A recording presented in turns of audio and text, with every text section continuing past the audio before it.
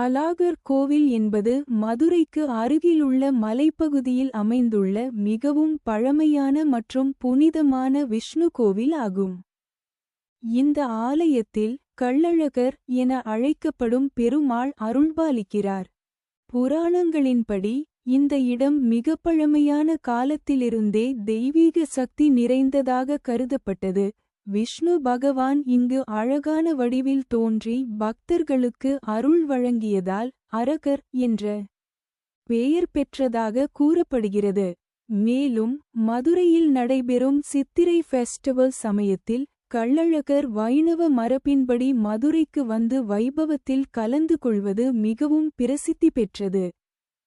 இந்த நிகழ்வு மீனாட்சி அம்மன் திருக்கல்யாணத்துடன் தொடர்புடையதாகும். அப்போது அரகர் நதியில் இறங்கும் காட்சி ஆயிரக்கணக்கான பக்தர்களை ஈர்க்கிறது. இந்த கோவில் பாண்டியர்களால் ஆரம்பிக்கப்பட்டு பின்னர் சோழர்கள் மற்றும் நாயக்கர் அரசர்களால் விரிவாக்கம் செய்யப்பட்டதாக வரலாறு கூறுகிறது. மலையினுள் அமைந்துள்ள இயற்கை சூழலும் பழமையான கட்டிடக்கலையும் இந்த ஆலயத்தை தனித்துவமாக்குகிறது.